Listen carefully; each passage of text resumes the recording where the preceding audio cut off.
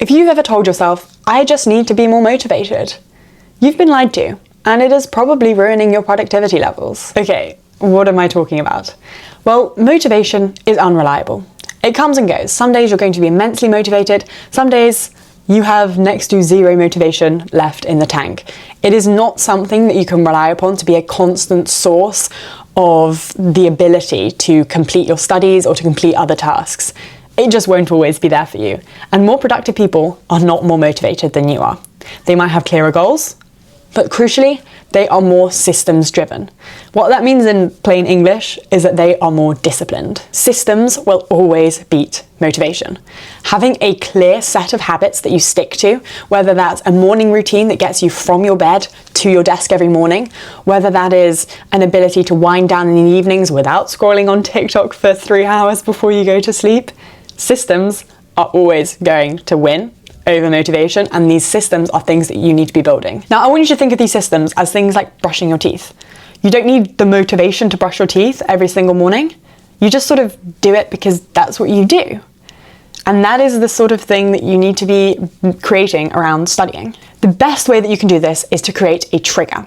Now, a trigger is an action that you do before studying that basically preps your brain and tells you, okay, brain, you need to prime yourself for studying. It's like if you have a Tesla or something and you go on prime the car for charging, that is basically what you want to be doing to your brain. For me, what this looks like is I have quite a defined morning routine. Whilst I'm in Cambridge, I will get up at a certain time every day. I will go for a half an hour run. I will go to the gym for about an hour. I will come back. I will take a shower. I will do my skincare routine. I will pack my bag and I will go to the library.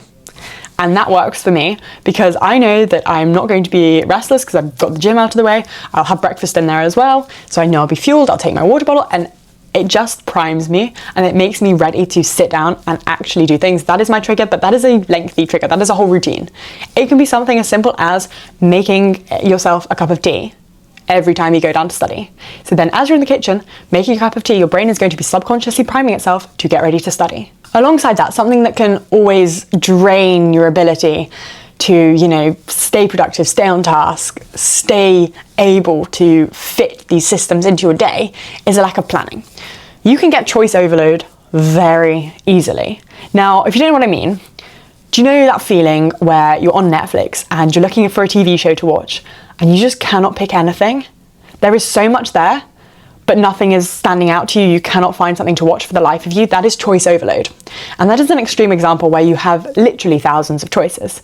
But even so much as, okay, what am I going to study next, presents a lot of choice. And there's a lot of brain power that's needed to make that choice.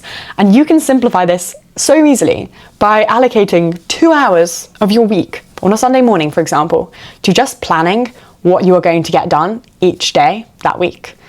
It's really simple, but it makes a massive difference to your ability to stay on task, to stay focused, and to stay productive. Now, alongside this, it's really important to remember that you need to be forgiving yourself if you have an off day.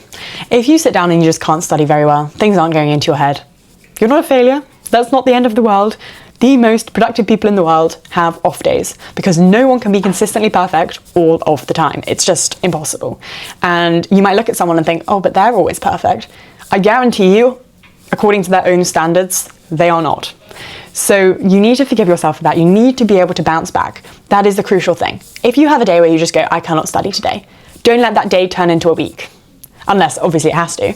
But don't let that turn into a week regularly. The next day, set a Pomodoro timer. Pomodoro timers can be amazing for getting yourself to just start, because that is the thing you need to reward. Not just the end, not just the end reaction, not just the fact that you get some grade at the end of it. No, you want to be rewarding the fact that you are starting. That for every time you sit down to do a study session, you are starting a new study session. That should be rewarded.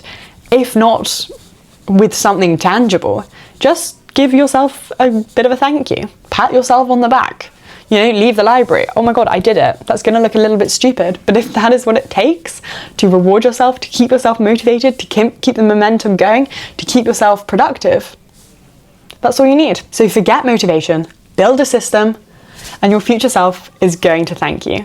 And I really, really hope that you're able to implement some of these tips. I hope that they help.